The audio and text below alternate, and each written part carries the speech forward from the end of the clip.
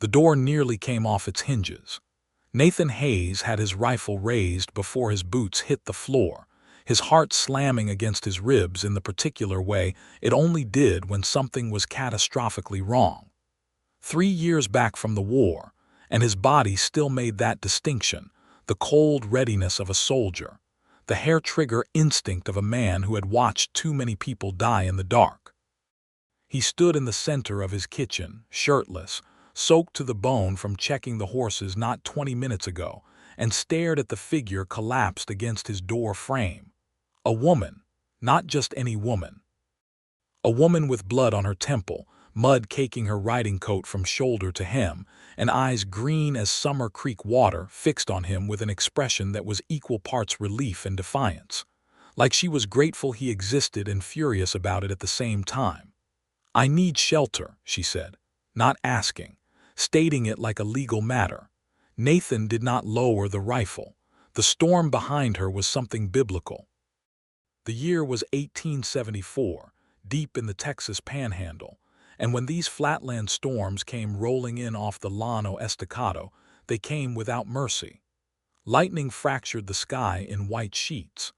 Wind drove rain sideways with enough force to strip bark from cottonwood trees.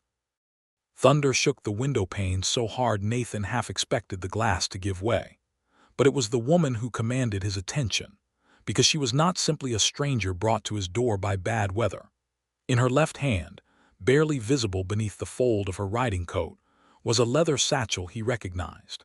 He had seen that satchel exactly once before, in a law office in Amarillo, sitting on the desk of a man who had spent the last 18 months trying to take everything Nathan had ever built. "Who are you?" His voice came out like gravel dragged over iron. She lifted her chin. Blood tracked down the side of her face in a thin red line. "My name is Theodora Thatcher. And unless you plan to shoot a woman standing in a thunderstorm, I suggest you let me in, Mr. Hayes, because I know something about your ranch that you need to hear before morning." His rifle did not waver. Her eyes did not flinch. And outside, the storm sealed them both inside the darkest night either of them had ever faced. Nathan Hayes had not always been the kind of man who pointed guns at women in doorways. There was a version of him, distant now as another lifetime, who had been easy with laughter, who had danced at barn raisings and meant it, who had believed, with the specific, sun-warmed certainty of a man who had never been shattered, that the world contained more good than evil. The war had corrected that belief with extraordinary efficiency. He had ridden south out of Missouri in the spring of 1861 with 32 men from his county, proud and stupid and young. He had come home in the summer of 1865 with 7 of them. 4 years of battles, of mud and cold, and the particular sound a man makes when a mini ball finds his lung. Nathan carried all of it the way some men carried saddlebags, always on him, never setting it down. He had come to Texas in 1866 because there was land, cheap and vast and indifferent, that did not know his name or his history. He had filed his claim on 400 acres along a tributary of the Canadian River, built his house with his own hands, and spent the better part of 8 years turning raw Texas prairie into something that could sustain cattle, horses, and one very solitary man. He had done it alone by choice. There had been a woman once briefly, in 1867. Her name was Margaret, and she had been kind and pretty and deserving of better than what Nathan had been able to give her, which was silence where there should have been warmth, and distance where there should have been closeness. She had married a shopkeeper in Mobity 6 months into their courtship, and Nathan had not blamed her. He had gone home to his land and made himself a promise, quiet and firm as a fence post driven deep in hard soil. No more. He was not built for love anymore. The war had taken that from him along with everything else. That was the truth Nathan Hayes had been living inside for 3 years before the storm brought Theodora Thatcher to his door. Now she sat at his kitchen table, her riding coat hung on the peg by the door, her dark hair loose and damp around her shoulders, pressing a cloth to the cut on her temple with a steadiness that suggested she was accustomed to handling pain without commentary. She had accepted his offer of coffee without hesitation, and was currently examining the room around her with those green eyes in a way that made Nathan feel, unreasonably, like the room was being audited. "You are going to tell me," he said, filling his own cup and setting the coffee pot back on the iron stove, "exactly how you know my name, exactly how you came to be carrying that satchel, and exactly why you showed up at my door at 10 o'clock in a storm that should have kept any sensible person indoors." "I arrived by stage from Fort Worth 3 days ago," Theodora said, and her voice had that careful, measured quality of someone who chose every word deliberately. "I have been staying at the boarding house in Callahan Creek. Yesterday I learned something that could not wait for better weather."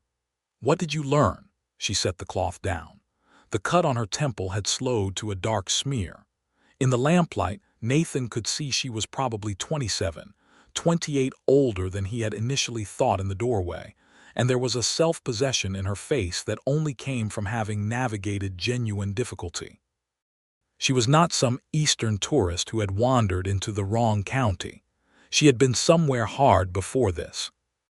"I learned that a man named Gerald Croft has filed a fraudulent claim on 160 acres of your eastern pasture," she said. "He has paid a land office clerk in Amarillo to backdate the filing to 1869, which would predate your own claim by 2 years. Nathan set his cup down very carefully. "How do you know this?" "Because I am the one who discovered the forgery." The silence that followed was occupied entirely by rain against the windows and the deep, rhythmic complaint of the wind finding the gaps in the eaves. "You need to explain that statement fully," Nathan said. Theodora Thatcher opened the satchel. She extracted a sheaf of documents, water-stained at the edges but legible, and spread them on the table. Nathan leaned forward despite himself. He had spent the last 4 months fighting Gerald Croft's claim in the Amarillo court system, spending money he could not afford on a lawyer he barely trusted, watching a man he had never met attempt to steal a quarter of his best grazing land through pure legal manipulation. He had been to the land office himself and been shown records that appeared to support Croft's claim. He had started to wonder if he was losing his mind. "These," Theodora said, placing one finger on a document, "are the original filing records from the Amarillo Land Office. These are the actual dates before the alteration, and this, another document, her finger firm and precise, is a sworn statement from the clerk, a man named Harley Briggs, confirming that he changed the records under coercion from Croft." Nathan stared at the documents. His jaw was tight enough to ache. "Where did you get these?" "Harley Briggs gave them to me." "Why would he give them to you?" Theodora paused, and for the first time, something flickered behind her eyes that was not simple professional composure.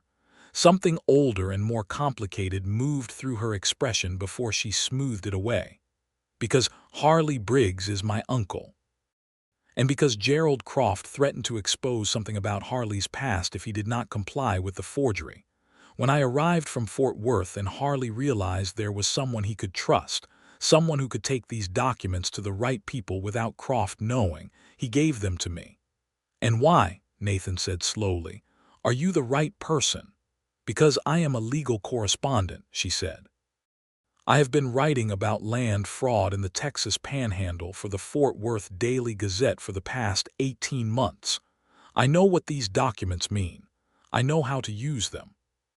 And I know that Gerald Croft has done this to at least 4 other ranchers in this county, and every one of them has lost their land because no one had the proof in time." Nathan sat back. He looked at this woman, at the cut on her head, the mud on her boots, the absolute certainty in her face, and felt something he had not felt in a very long time. Not attraction. Not yet. Something more foundational than that.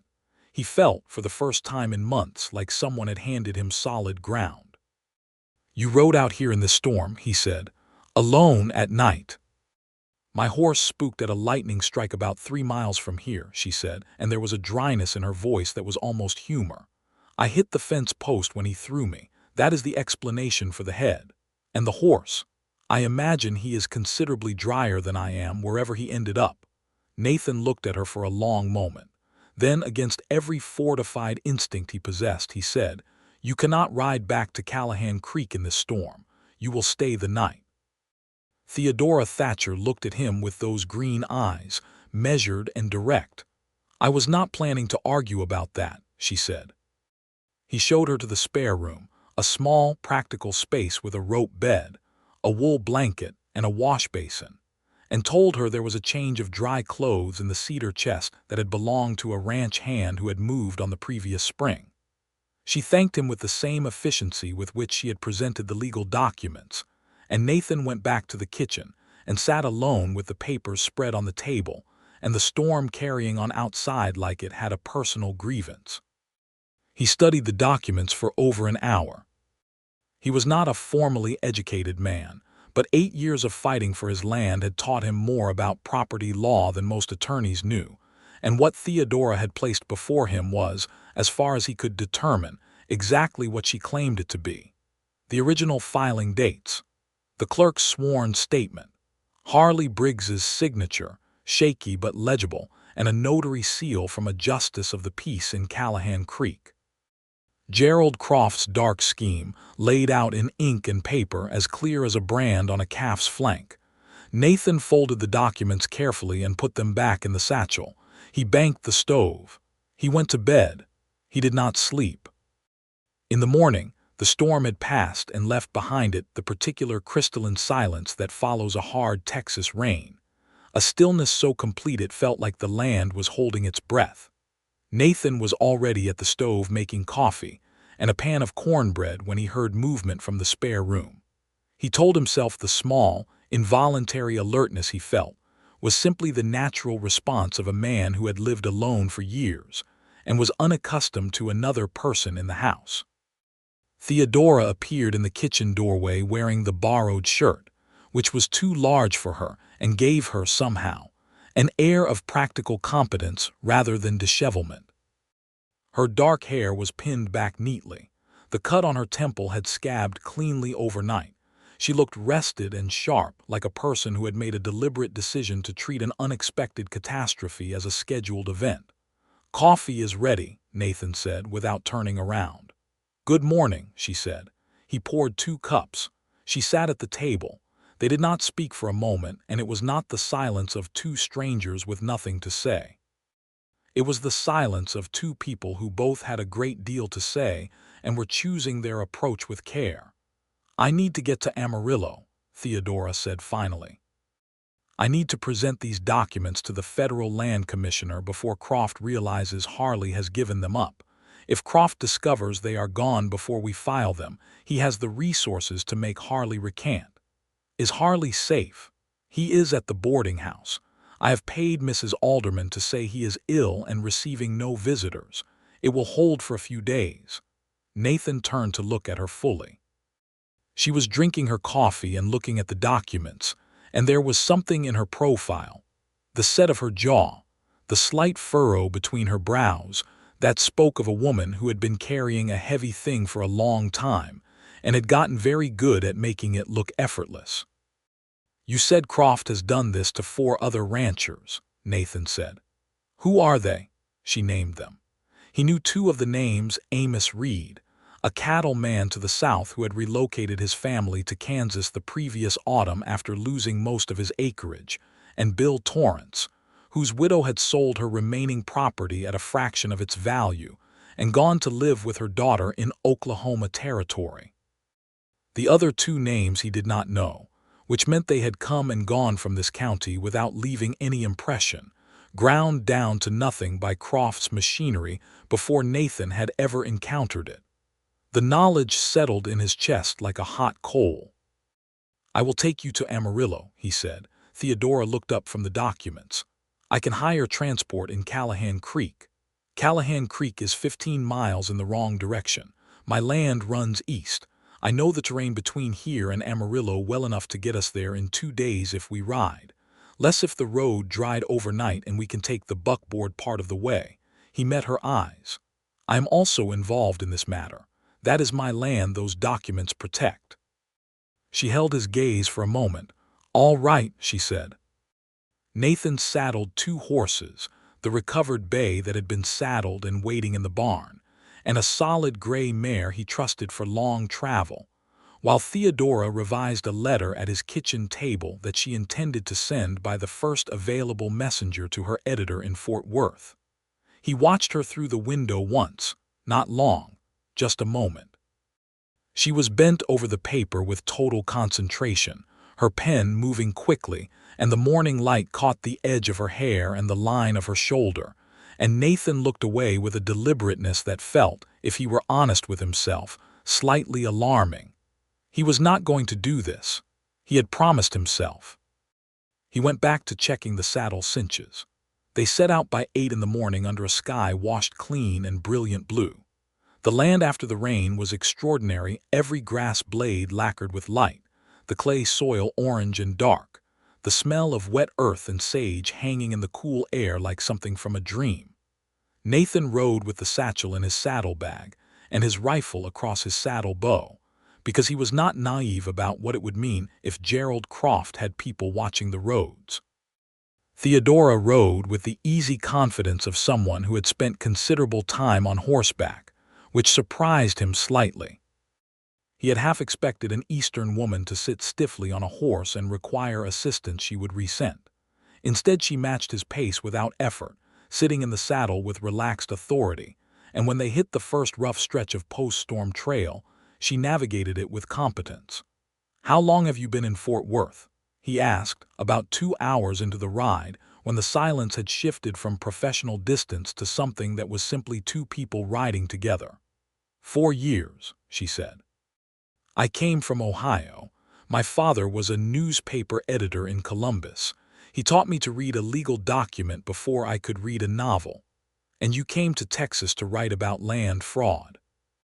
"I came to Texas because my father died and there was nothing left in Ohio that mattered more than work," she said, simply and without drama, the way people state true things they have made their peace with. "The editor at the Gazette needed someone who understood property law. My father's training made me useful." Nathan considered that. He understood making peace with loss by turning into work. He understood it very well. "What about you?" she asked. "Missouri, from your accent." He was mildly startled. "You know Missouri accents?" "I know a great many things," she said, and there was a glint of warmth in it, a small bright thing that was gone before he could determine whether he had imagined it. He told her briefly about Missouri, about the war, the bare outline, nothing more, and about Texas. He was aware, as he spoke, that he was giving her information he did not routinely give anyone, and he told himself it was because she had already demonstrated she was trustworthy with information, that it was a simple professional calculation. He was not sure he fully believed himself. They stopped at midday by a creek that was running full and fast from the night's rain to water the horses and eat. Theodora produced dried beef and hardtack from a saddlebag with the air of someone who had packed for a journey before. Nathan had biscuits from that morning's pan and a piece of salt pork. They ate without ceremony and spoke about the legal strategy, which office in Amarillo to approach first, how to ensure Briggs's sworn statement would be accepted, what judge was presiding over the land court. She knew more about the Amarillo court system than he did, considerably more. "You have been to Amarillo before," he said. "3 times in the past year. 2 of those times for stories that went nowhere because the evidence disappeared before I could file it." She paused, looking at the creek. "Croft has a long reach. He has allies in the land office, possibly in the courthouse. We cannot simply walk in and present these documents and expect them to be received without resistance. Then what do? We file with the federal commissioner, not the county court. The federal land commissioner's authority supersedes the county clerk. Croft's local influence cannot reach that high." She turned her gaze back to him. "I have already sent a letter to the federal commissioner in Dallas 3 weeks ago, alerting him to the possibility of fraud in Potter County. He will be expecting correspondence." Nathan looked at her. There was a plan. A real plan, thought through with careful intelligence and executed with patience and precision, and she had been working it while he had been spending money on lawyers and getting nowhere. "You were already building toward this," he said. "I have been building toward this for 6 months," she said. "You are not the first rancher on my list, Mr. Hayes, but you are the one with the best documentation, and you are the one whose case I can actually win in time to matter." The matter-of-factness of it was somehow more impressive than any dramatic declaration would have been. Nathan picked up a stone from the creek bank and turned it in his fingers, looking at it, because looking at her had started to feel like a thing that required more self-governance than he currently had available. "I owe you an apology," he said, "for pointing the rifle at me, for pointing the rifle at you." She made a small sound that was approximately a laugh. "You were alone in a storm and someone was hammering your door down," she said. "I have been in the West long enough to understand that reaction." They were back in the saddle by 1 in the afternoon, and covered another 12 miles before making camp in a dry wash sheltered by cottonwood trees, where Nathan built a modest fire, and they sat on opposite sides of it with coffee and the quiet companionship of people who had spent a day together navigating real difficulty, and found themselves more comfortable in each other's company than they had expected to be. Theodora was writing in a small notebook by firelight, and Nathan was watching the tree line out of old soldier's habit when she said, without looking up, "Tell me about the war." It was the kind of question he usually deflected with a single sentence and a closed expression. He had the sentence ready, it was years ago, nothing that bears recounting, but it did not come out. What came out instead was the truth, or a piece of it, the piece he could carry in language.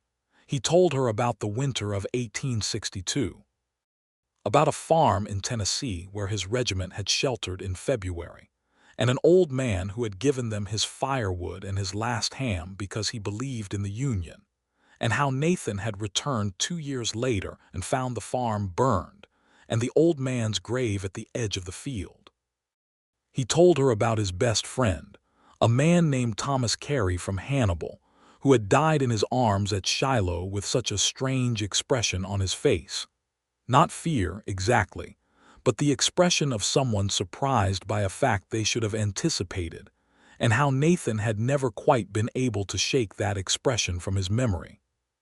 He told her about coming home and finding that the home he had left was not the home that existed anymore, that the people had changed or left or died, that the war had been fought everywhere, not just on the battlefields, and that Missouri in 1865 was a place scored through with invisible fractures, loyalties divided at the family level, wounds that would not show in daylight but opened in the dark.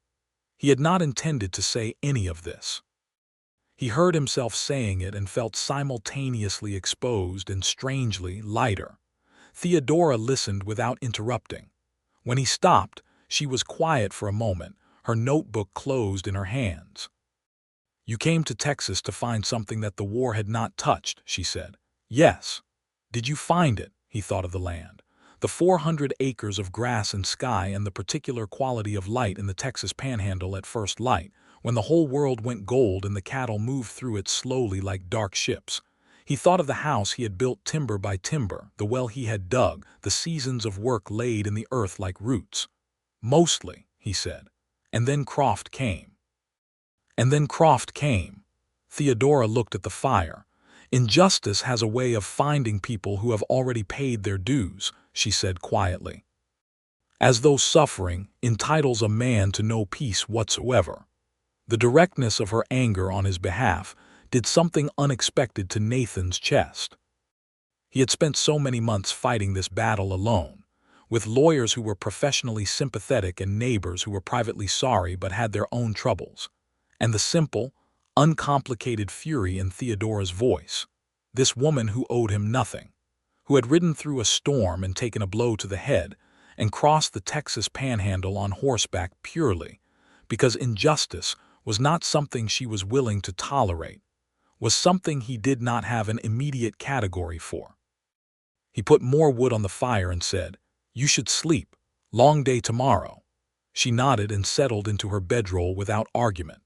Nathan kept watch for a while because that was habit and because he genuinely did not trust the road between here and Amarillo not to provide some unpleasant surprise from Croft's direction, but mostly because he needed to sit alone with what was happening in his chest and figure out what to do about it. He was not going to do this. He had promised himself, but the promise was starting to feel, for the first time in 3 years, like something worth arguing about. They were 12 miles from Amarillo when the trouble found them. It was the second morning of the ride, and they had been moving since before dawn, making good time on the post-train road, when Nathan spotted the 2 riders coming from the east on a course that was not the road and not chance. The way they rode, angled, intentional, too fast for casual travel, was something he recognized from the war. Riders with a purpose they had not announced. "Company," he said quietly. Theodora looked. Her expression did not change dramatically, but something sharpened in it. "Croft's men, I would not assume otherwise. Is Harley's statement in the satchel?" "Yes." "Then the satchel is the priority." Nathan had already decided that. He said, "If they stop us, I am going to need you to ride for Amarillo. Do not wait for me. I am not leaving you to manage 2 men alone. You are carrying evidence that cannot be lost or damaged," he said, and he kept his voice steady and professional because that was the only way she would hear it as strategy rather than dismissal. "The documents matter more than whatever happens on this road. You know that." She held his gaze, and he could see her weighing it.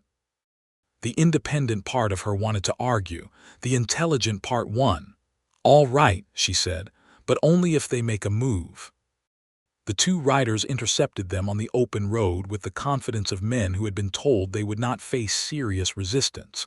They were both armed, revolvers on their hips, one of them with a rifle across his pommel in a casual display of threat. The one in front was broad-shouldered with a flat, sun-weathered face and the kind of eyes that were professional rather than personal. "Nathan Hayes," the man said. Not a question. "That is me," Nathan said. His right hand was on the rifle across his own pommel. He was aware of every inch of distance between them. "We are here on behalf of Mr. Croft. He would like to invite you to a conversation about the documents that were recently removed from the Amarillo Land Office." "That is a polite way," Nathan said, "to describe an illegal interception. Mr. Croft is a reasonable man. He simply wants to discuss. He wants the documents," Theodora said, clearly and without agitation. The broad-shouldered man shifted his gaze to her with the slight surprise of someone who had not expected the woman to speak. "Ma'am, this does not concern you." "It concerns me a great deal," she said. "I am a correspondent for the Fort Worth Daily Gazette, and I have been documenting the activities of Gerald Croft for the better part of a year. I have also sent copies of those documents to the Federal Land Commissioner in Dallas by courier yesterday morning. She let that settle. Whatever happens on this road, Mr. Croft cannot undo what has already been sent." This was new information to Nathan as well.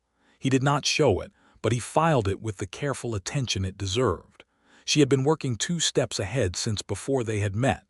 The 2 men exchanged a look. The broad-shouldered one's expression shifted slightly. The calculation of a man reassessing his orders in light of new variables. The second rider had the fidgety quality of someone looking for an excuse to escalate, and Nathan watched him with the concentrated attention he had once devoted to Confederate sharpshooters. "I suggest," Nathan said, "that you go back to Croft and tell him the Federal Commissioner's office has already been contacted. Whatever he does next is between him and a federal authority. I am going to Amarillo to make my own filing, and that is the end of this conversation." Another exchange of looks. Then, with the specific, deflated aggression of men who had been given an errand and discovered it was already moot, the 2 riders separated and let them pass.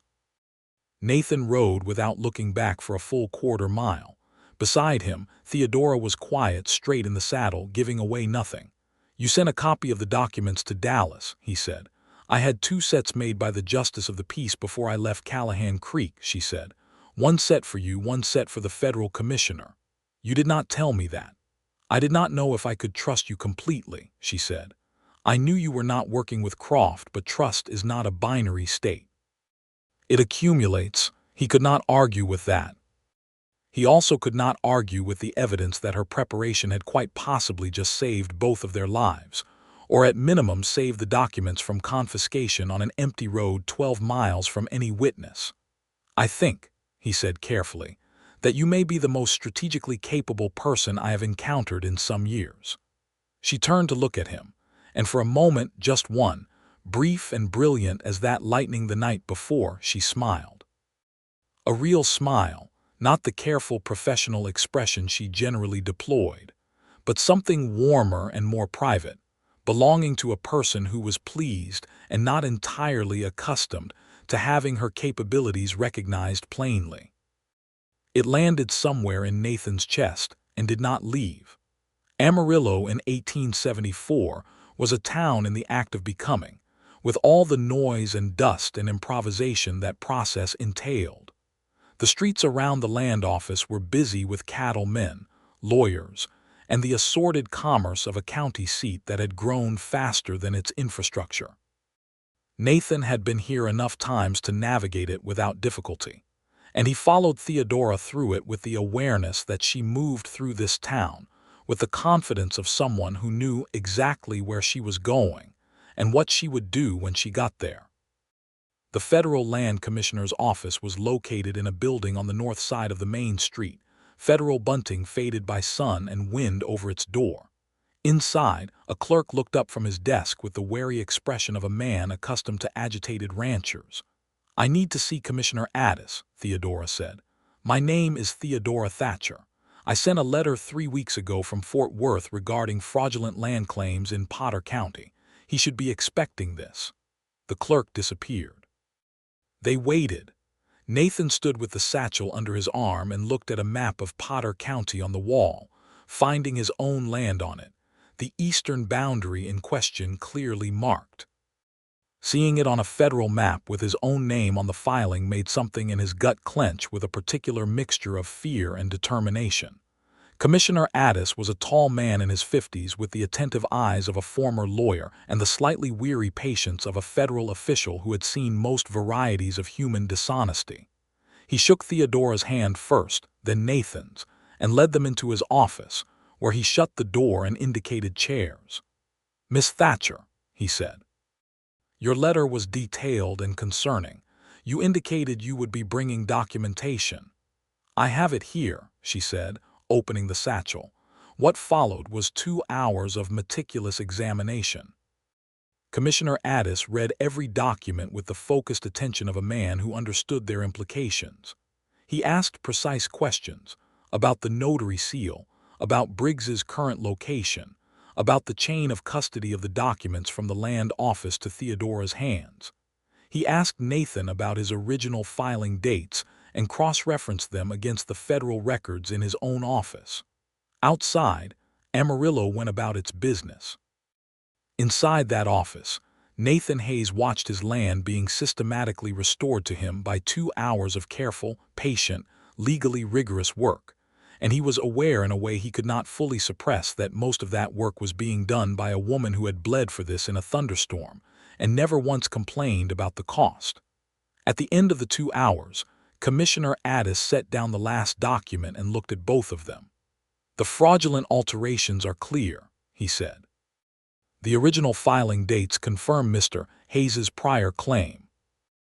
I am issuing a federal stay on the Croft claim effective immediately, and I will be forwarding the sworn statement of Harley Briggs to the federal prosecutor's office in Fort Worth for criminal review." He paused. "I will also note, for the record, that the copy you sent by courier arrived yesterday morning and is already in my files. Miss Thatcher, your preliminary work on this matter has been exemplary." Nathan looked at Theodora. She was looking at the commissioner with a professional calm that did not quite conceal the relief in her eyes, the specific, quiet relief of someone who has carried something dangerous and has finally set it down safely. "What happens to Croft?" Nathan asked. "That depends on what the federal prosecutor's investigation uncovers. Potentially significant federal charges. His land dealings in this county will be reviewed. The 4 other ranchers you mentioned." He nodded to Theodora, their cases will also be examined. I cannot promise outcomes, but I can promise federal attention, and that is more than a local court would have given you." They left the commissioner's office into the full afternoon light of Amarillo. Nathan stood on the boardwalk for a moment and breathed, and what he felt was something so foreign to his recent experience that it took him a moment to identify it. It was relief. Genuine, deep, structural relief.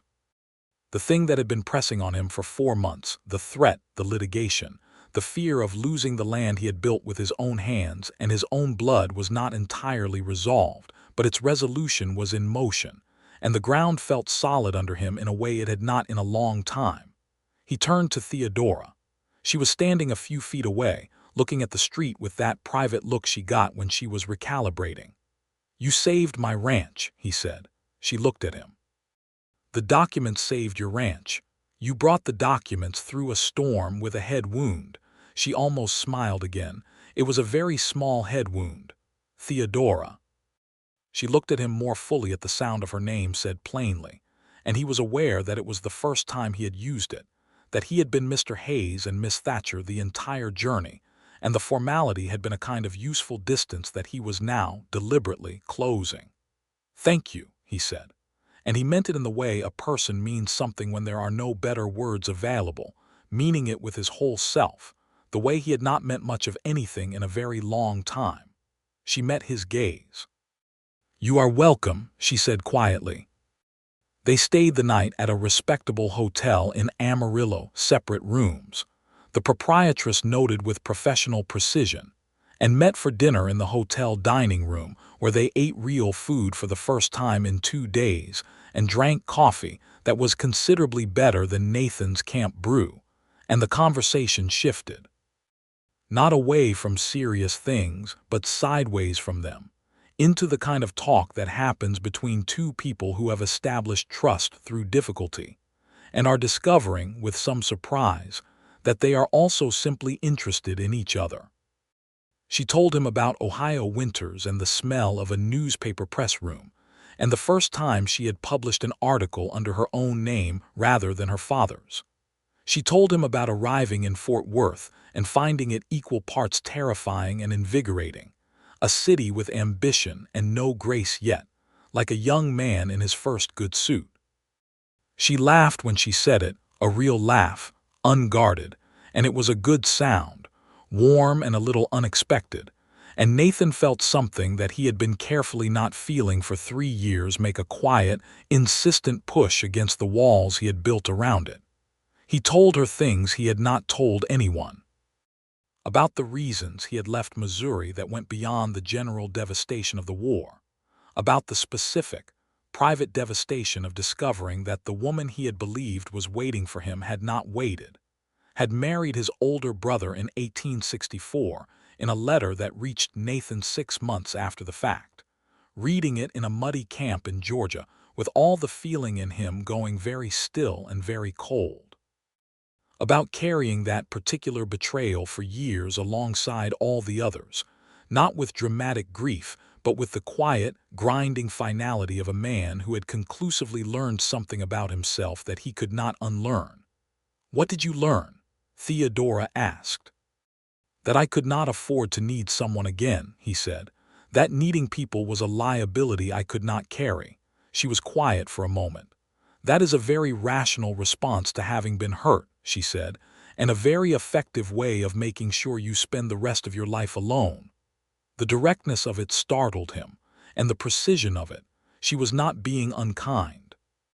She was doing what she had done with the legal documents, locating the exact truth and presenting it plainly, without embellishment. "Yes," he said. "I have done something similar," she said. "Different particulars, same outcome." He looked at her. She was turning her coffee cup in her hands, looking at it with that private expression. "There was a man in Fort Worth," she said. "A lawyer. I thought he was a person of integrity because he argued for the right things in court.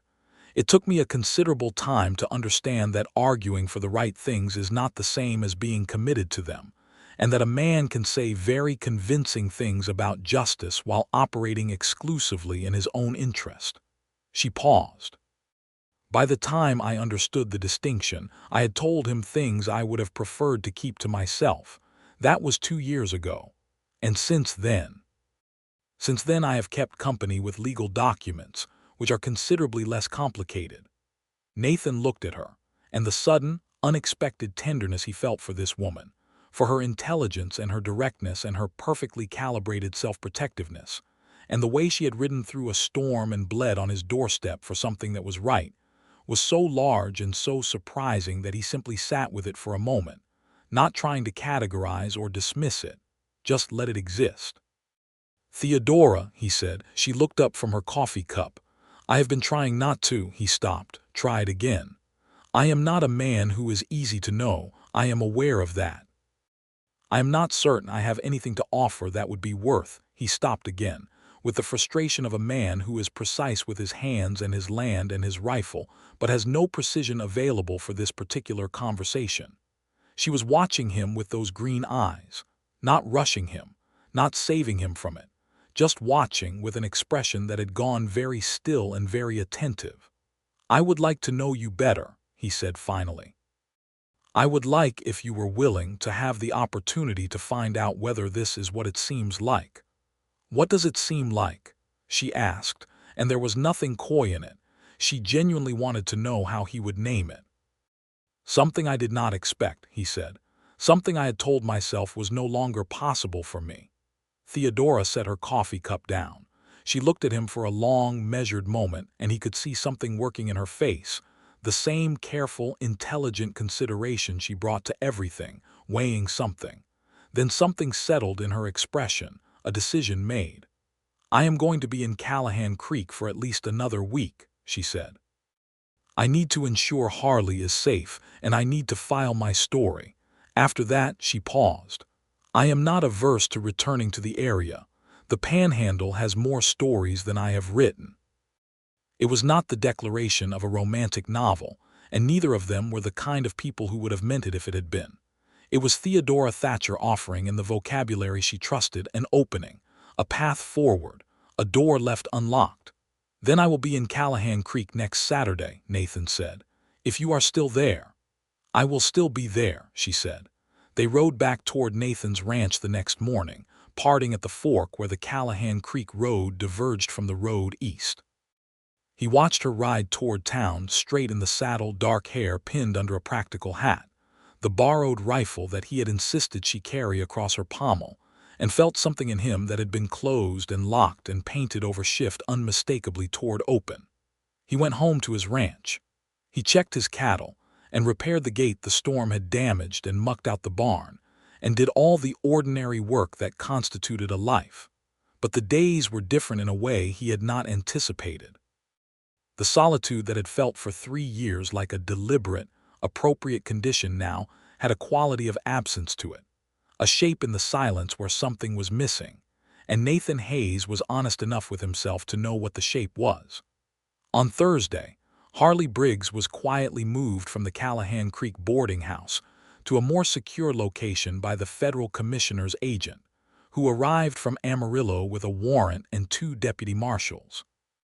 Nathan heard about it from his nearest neighbor, a taciturn cattleman named Enoch Webb, who came by to confirm the news he had heard in town, that Gerald Croft had been taken into custody in Amarillo 2 days earlier on federal charges, that his land operations were being audited, and that the 4 ranchers he had defrauded were likely to see their cases reviewed.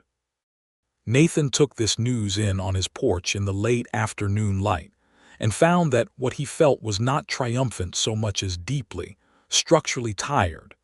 The tiredness of a man who has been holding something up for a long time and has finally been allowed to set it down. And threaded through the tiredness was something warmer and more forward-looking, something that was making Saturday feel very far away. He arrived in Callahan Creek on Saturday morning with deliberate punctuality and found Theodora at the Callahan Creek General Store, which also served as the informal postal station, sending a thick packet to her editor in Fort Worth by the afternoon stage. She turned when he came through the door, and the expression on her face brief, unguarded, genuinely glad, was better than anything he had prepared himself for. They had lunch at the only restaurant in town, a small establishment run by a Mexican family whose food was considerably better than its surroundings. They talked about Croft's arrest, about Harley's safety, about the federal investigation. Then they walked to the edge of town, where a dry creek bed ran under cottonwood trees, and the afternoon was quiet and golden. And Nathan asked her questions about Ohio and Fort Worth and the stories she had written, because he wanted to know them all, wanted to know everything about how she had become the person she was. She asked him about the ranch, not polite questions but real ones, the specific questions of someone who was genuinely trying to understand the thing. How much acreage he ran, what his cattle operation looked like, whether he had been able to make it pay in the difficult years after the war, what his plans were for the next 5 years. The business competence in the questions was oddly intimate. She was asking about his future with the seriousness of someone who might have an interest in it. He walked her back to the boarding house in the early evening. At the door she turned to him, and the golden light was in her hair and her green eyes were warm, and Nathan Hayes, who had sworn himself off women after the war with the full conviction of a man who had learned his lessons the hard way, looked at Theodora Thatcher and knew with complete, quiet certainty that the promise he had made himself no longer applied. "May I call on you again next Saturday?" he asked. "You may call on me before next Saturday," she said. "I intend to ride out and see the eastern pasture that was nearly stolen from you. I should like to see what all the fuss was about." He smiled. A real smile, the kind he had not had much occasion to produce in some years. It felt strange on his face, and then, as she answered it with her own, it felt like the most natural thing in the world. She came to the ranch 3 days later. He showed her the eastern pasture, a long sweep of grass running down to the creek bed, currently carrying 40 head of cattle who paid no attention to the legal drama they had been the object of, and she stood at the fence and looked at it with an expression of quiet satisfaction that he understood instinctively. "Worth fighting for," she said. "Yes," he agreed. She stayed for dinner. He had made a reasonable attempt at it, beef stew and fresh cornbread, and a dried apple pie he was privately not certain was his best work, though she ate it without reservation.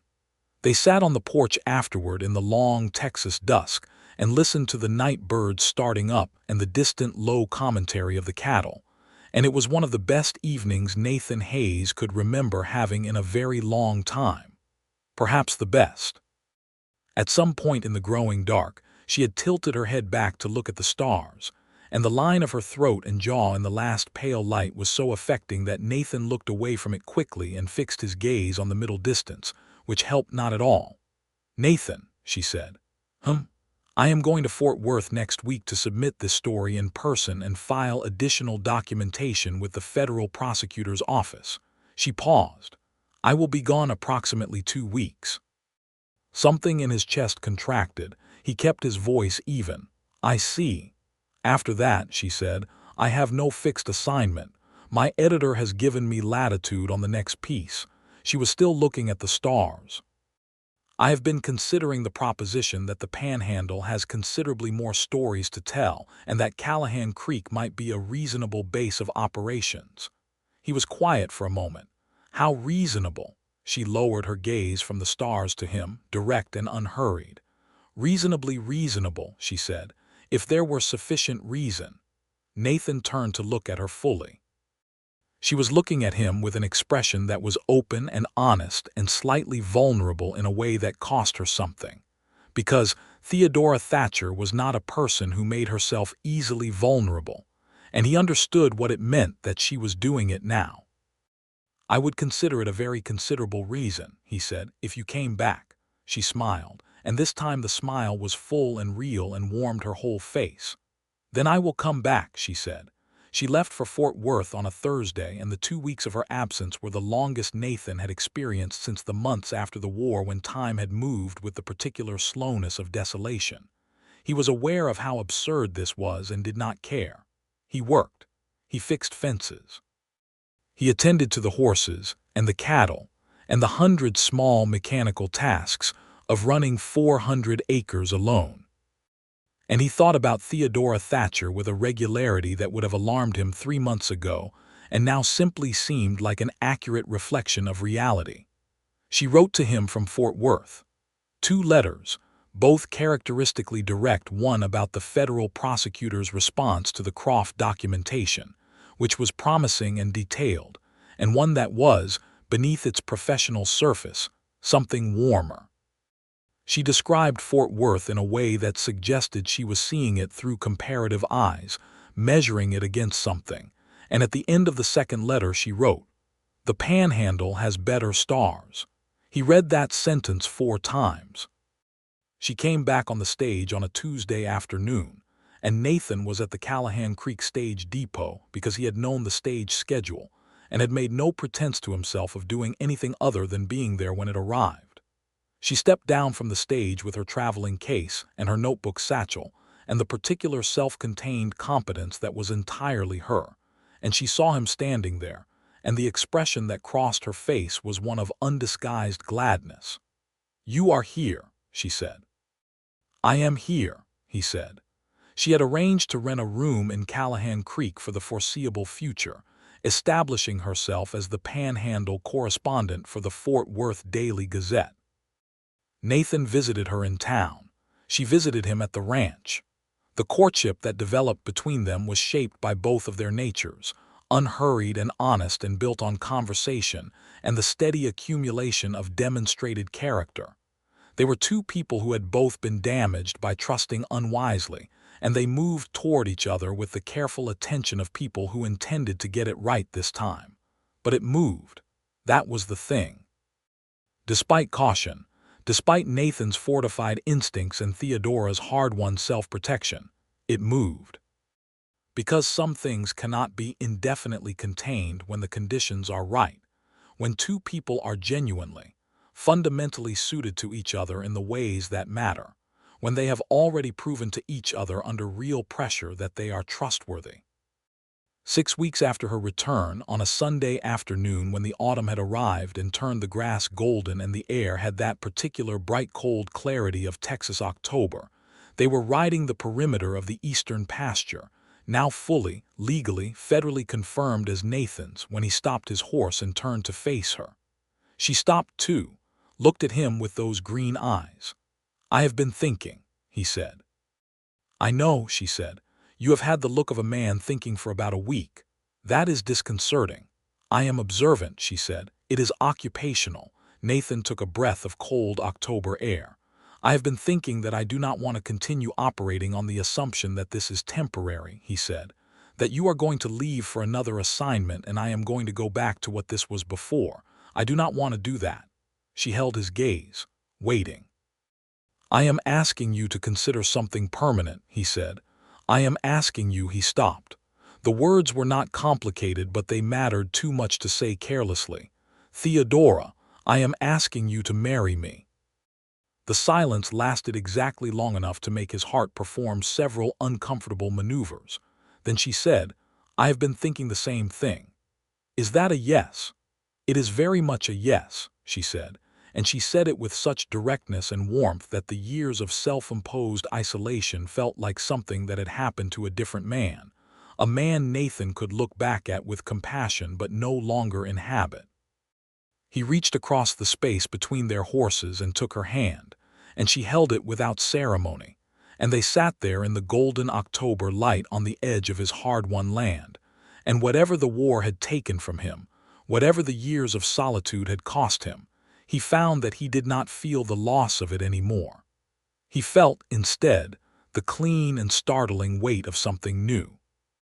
They were married in December of 1874 in the Callahan Creek Methodist Church, with Enoch Webb and his wife standing witness and Theodora's editor, a cheerfully verbose man named Clarence Hodges, who had made the journey from Fort Worth specifically for the occasion, filling the pew with more personality than it was designed to accommodate. Harley Briggs attended too, recovered from his ordeal with Croft, and looking both relieved and proud, his testimony now fully entered into the federal record. The church was small and cold, and the preacher was efficient, and Nathan stood at the altar and watched Theodora come down the aisle in a dark blue dress that she had made practical and dignified in equal measure. And the expression on her face was the expression of a person walking very deliberately towards something they had chosen, and it was the most beautiful thing he had ever seen. He had not written a speech. She had not written one either.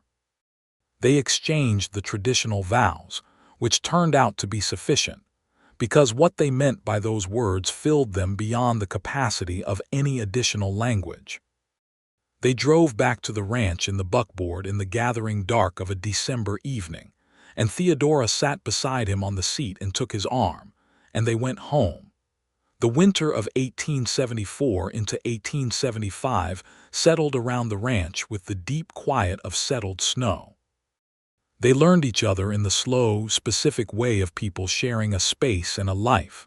The small habits, the morning patterns, the way Nathan took his coffee, and the way Theodora spread her work across the kitchen table with a systematic exactness that he found, against all odds, charming.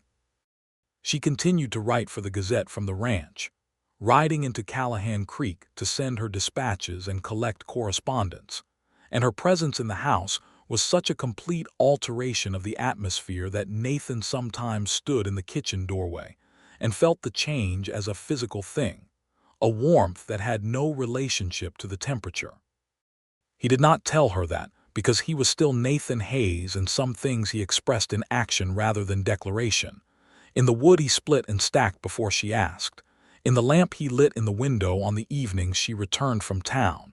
In the way he listened to her read her articles aloud with a focus that had nothing to do with the legal content.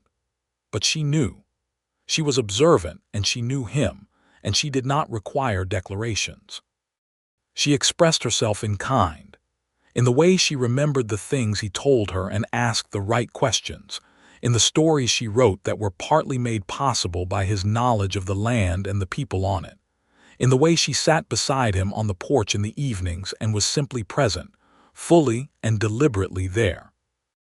Gerald Croft was indicted on federal fraud charges in February of 1875 and pled guilty to 2 counts in April, receiving a prison sentence and the permanent revocation of his land holdings in Potter County. The 4 ranchers he had defrauded were given remediation processes. Though the outcomes varied, 2 recovered their land, 1 received compensation, and 1, whose case was too old and too complicated to fully untangle, received a partial settlement that was, as Theodora wrote in her article about the case, inadequate to the harm but at least an acknowledgement of its existence. She wrote that piece with a controlled fury that Nathan read with admiration, and a full understanding of why she had ridden through a storm with a cut on her head to make sure justice had what it needed. The story was published in the Fort Worth Daily Gazette and then reprinted in Dallas and Houston, and Theodora Thatcher Hayes received a substantial amount of mail in response to it, including 3 letters from other Texas landowners describing similar schemes in other counties, which she answered with her usual efficient thoroughness, and which kept her occupied and purposeful through the spring. Nathan expanded his eastern pasture operation in the spring of 1875, now that the land was secure, buying 30 additional head of cattle and hiring a ranch hand, a quiet young man named Samuel Foster who worked well and asked few questions, and seemed to find Nathan's generally uncommunicative nature compatible rather than off-putting. The ranch began to move from subsistence to genuine viability, accumulating the kind of slow material health that comes from years of careful work paying their dividends. In April, Theodora told him she was expecting a child. She told him at breakfast directly, in the matter-of-fact way she delivered all significant information, and Nathan put down his coffee cup and looked at her and felt something so large and warm and terrifying move through him that for a moment he could not speak. "Are you all right?" she asked, watching him with a slight smile. "I am extremely all right," he said, which was an understatement of significant proportions.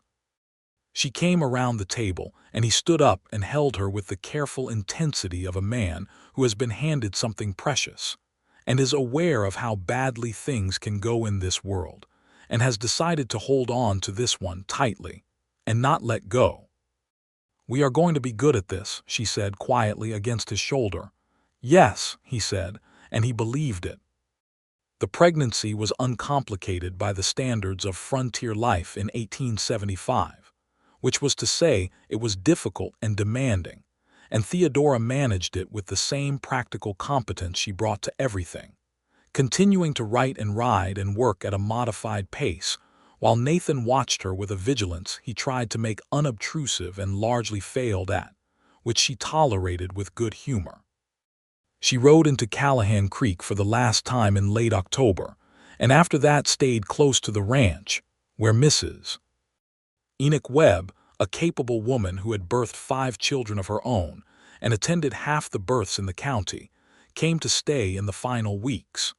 Their son was born on the 1st of December, 1875, exactly 1 year to the month after their wedding, in the bedroom of the ranch house Nathan had built with his own hands in a county where he had come to be alone. He was a healthy, loud child with dark hair, and when he finally opened them, his father's gray eyes, and Theodora held him with an expression of fierce and wondering love that Nathan looked at and felt, in his chest, the final unlocking of something that had been closed since 1865. They named him Thomas, for Nathan's friend who had died at Shiloh. It was the right name. It gave the lost somewhere to live that was also forward-looking, also a beginning, also something that moved toward light rather than away from it. Thomas Hayes grew through his first year into a robust, curious baby who seemed to have inherited his mother's absolute determination and his father's focused quiet, deploying these traits in combination to an effect that was frequently exhausting and consistently delightful. He crawled at 7 months and walked at 10, tottering across the wooden floor of the ranch house with the specific, determined expression of a person who intends to be somewhere and will get there regardless of the obstacles. Samuel Foster, the ranch hand, treated the baby with the solemn respect of a young man encountering a force of nature. Enoch Webb called him a fine boy. Clarence Hodges, Theodora's editor, visited in the spring of 1876 and declared Thomas the most purposeful infant he had encountered in his professional life, which Theodora took as a compliment. The ranch continued to grow. Nathan added a second barn in 1876 and pushed his cattle operation north, making use of the Canadian River watershed with the gradual, patient expansion of a man who had learned that permanence is built slowly and can be lost quickly, and who treats every acre as something earned rather than assumed. Theodora published a book in the autumn of 1876. It was a collected account of land fraud operations in the Texas Panhandle, incorporating her articles about the Croft case and the 3 subsequent cases she had investigated from correspondence, and it was published by a small press in Fort Worth with the title Land and Law on the Llano Estacado. It was reviewed favorably in 4 Texas newspapers and 1 in St. Louis, and it sold well enough to establish her reputation beyond the regional readership of the Gazette. Nathan read it in its entirety and told her, the night he finished it, that it was the best account of what this land and these people had actually lived through that he had ever read. He said it plainly, because she deserved to hear it plainly, and she received it with the specific emotion of someone hearing a true thing from someone whose opinion is the one that matters most. She kissed him in the kitchen with Thomas asleep in his room down the hall, and the world outside was deep Texas winter, and the lamp on the table was burning, and Nathan Hayes held his wife, and thought that the man who had come to this land with nothing but grief and work, and a stubborn refusal to give up had somehow, despite himself, been given everything. The years stacked up the way good years do, not without difficulty, because the frontier in the 1870s was not a place that permitted comfort without cost, but with the particular richness that comes from 2 people building something real together, honestly, and with full understanding of each other's natures. In 1877, the Texas Panhandle began to see the first significant pressure from the expansion of the cattle drives, with large operations moving through the county and creating the kind of friction between small ranchers and large operations that would define the next decade. Nathan watched it with the careful wariness of a man who had already lost one fight for his land and intended not to lose another, and he began to align with other small ranchers in the area, Webb, and a newer settler named Augusto Delgado, who had come north from San Antonio with his family, and a quiet determination that reminded Nathan of himself, to present a collective voice in the county land matters. Theodora wrote about this development for the Gazette and for a Dallas paper that had begun to carry her work regularly, and her articles helped frame the issue in terms that reached an audience beyond the immediate area.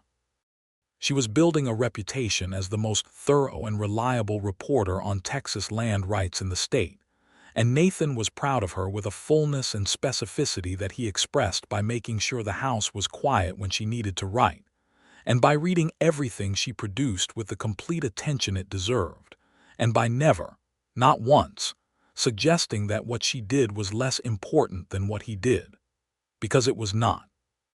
He had known that since a stormy night in 1874 when her work had saved his land, and nothing that followed had revised that knowledge. In the spring of 1878, Theodora told him about the second child. This time Nathan received the news with less speechlessness and more immediate, straightforward joy, pulling her close in the kitchen in the morning with the sun coming through the window and Thomas, now 2.5 and possessed of a strong opinion about everything, tugging at Nathan's pant leg in the demand for inclusion. "We are going to have a brother or sister," Nathan told his son, lifting him up. Thomas regarded this information with the serious consideration of a 2-year-old. "Cow," he said hopefully. "Not a cow," Theodora said. "A person." Thomas accepted this revision without obvious enthusiasm but moved on quickly to other matters, which was characteristic of him. The second child arrived in November of 1878, this time a daughter, and they named her Clara, for no particular reason except that it suited her, a small, resolute baby with Theodora's green eyes, who announced her arrival with a remarkable volume of noise, and immediately established herself as a person of considerable presence. Nathan held Clara on the afternoon of her birth and looked down at her with the total, wondering attention he had given Thomas, and felt the accumulation of it, all of it, the war and the loss and the years alone, and the storm and the woman who had come through his door with blood on her face and documents in her satchel, and the absolute refusal to let injustice stand unchallenged. Felt it all as layers of a thing, the way geology works. The oldest grief at the bottom supporting everything that had grown above it, and at the top this, a daughter, a son, a wife, a home. He thought of the man who had sworn off women after the war. He thought of that promise with the tenderness he might have for a younger self, understanding why it had been made, knowing now how completely wrong it had been, grateful beyond language that a storm had intervened. Thomas made a project of Clara from the beginning, appointing himself her primary protector and explainer of the world with a seriousness that his parents found endlessly entertaining and slightly alarming in its intensity. He would sit beside her cradle and narrate the room to her in his 2-year-old vocabulary, providing her with a running commentary on the nature of cattle and weather, and the property of the kitchen dog that was thorough, if not always accurate. Clara, for her part, regarded her brother with an expression of intelligent appraisal that suggested she was already forming opinions about the reliability of his information. Theodora watched her children and wrote and read, and rode across the land that was irrevocably theirs now, federal documentation and all, and she was happy in the complete, undramatic, sustained way that is the only kind of happiness worth the name. Not the happiness of peaks and declarations, but the happiness of a life that is, in its ordinary particulars, exactly what it should be. Nathan worked the land with Samuel Foster, who had stayed on and was now effectively a partner in all but formal designation, and with Augusto Delgado's eldest son Miguel, who had begun to work the Hayes Ranch on a seasonal basis and showed the same quiet competence as his father. The cattle operation was now over 200 head on 800 acres, the eastern expansion completed, the buildings solid and well-maintained. On a Sunday afternoon in October of 1879, exactly 5 years since the storm, Nathan found himself standing on the porch of the house in the late afternoon light, with the long Texas autumn stretched out before him, the grass gold, the sky that particular oceanic blue, the cattle moving slowly in the middle distance, and Theodora came to stand beside him with 2 cups of coffee, handing him one without a word. The way 2 people who know each other completely communicate the things that language is too slow for. They stood and looked at their land. 5 years, he said. 5 years, she agreed. You rode through a storm, he said. I fell off a horse, she corrected, and then I knocked on a door. And I pointed a rifle at you. You did, she said. It was not your finest moment. He looked at her. This woman, not young now in the way she had been, not the road-weary traveler in his kitchen, but something more, something settled and full, with the knowledge of 5 years of genuine life in her face and those green eyes exactly as direct as they had always been. She had not lost the edge of her. The capability and the honesty and the willingness to name a true thing plainly, regardless of comfort. She had not rounded into something softer. She had simply deepened.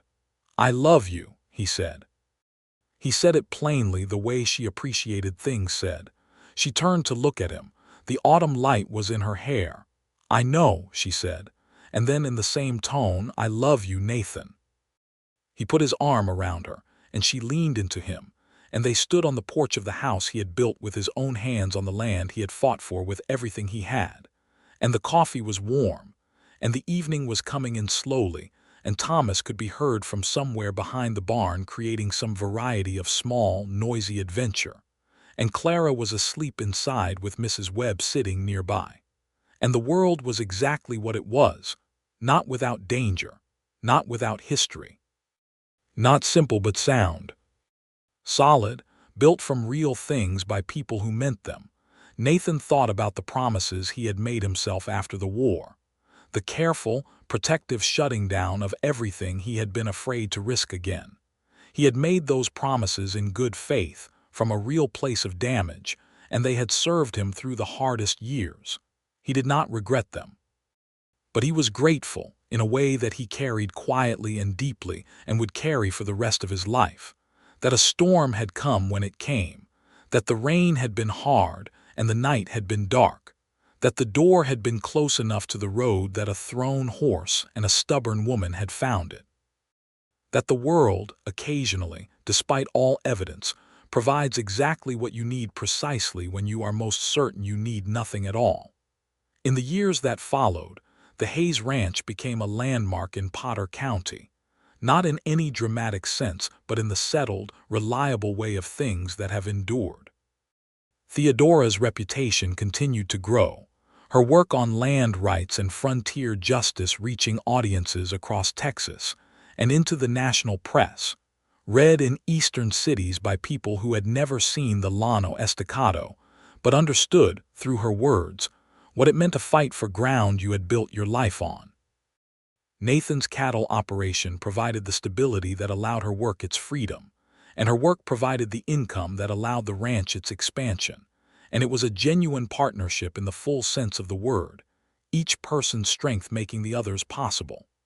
Thomas grew into a boy of serious intelligence, and his mother's directness, who by the age of 10 could read a land map, and by 12 was helping his father with the cattle books with a competence that Nathan regarded with quiet, enormous pride. He was interested in law, this child named for the friend who had died at Shiloh, and Theodora did nothing to discourage it. Clara grew into a girl of lively personality and her father's focused determination, who was, as her mother noted to Clarence Hodges on one of his annual visits, entirely too clever for anyone's comfort. She read everything in the house and then sent away for more, and had opinions about the legal articles her mother wrote and was not shy about expressing them. And Nathan watched her with the particular delight of a man discovering that the world has placed in his care someone who will do something remarkable in it. There was a third child born in 1881, another son, a surprise and a joy, named William for no complicated reason. A cheerful, uncomplicated baby who grew into a cheerful, uncomplicated boy with his father's gray eyes and his mother's stubbornness in the particular combination that produced a child who was easy to like and difficult to outmaneuver. The ranch that had nearly been stolen by Gerald Croft's dark scheme stood on its ground and grew. The land that Nathan Hayes had built from nothing, that a storm and a woman with a satchel full of evidence had saved, passed into the life of a family, not without difficulty, not without the ordinary griefs of living, but with the deep, permanent quality of something that has been fought for and won honestly. On a morning in the autumn of 1882, Theodora sat at the kitchen table writing the final pages of her second book, a broader account of land rights and the struggle for justice in the post-war West, and Nathan came in from the first light of morning with the cold air still on his coat and poured himself coffee and sat down across from her, not interrupting, just there, present, the way he always was. She looked up from her page. He was watching her with that expression she had seen on him since the beginning, serious and attentive and full of something he expressed in presence rather than words. "What?" she said. "Nothing," he said. "Working. You are looking at me." "I am allowed to look at you," he said. "You are my wife." She smiled and went back to her page, and Nathan drank his coffee in the morning quiet of his kitchen with his children still asleep, and his land golden-lit outside the window and his wife's pen moving across the paper with the quick, certain purpose that meant she had found the right sentence at last. And he thought, not for the first time, not for the last, that this was what he had come to Texas to find. This, exactly, was what the war and the years and the storm had been building toward. He had just not known it until a woman with blood on her face and truth in her satchel had knocked his door half off its hinges and changed every promise he had ever made himself. And the land held them both.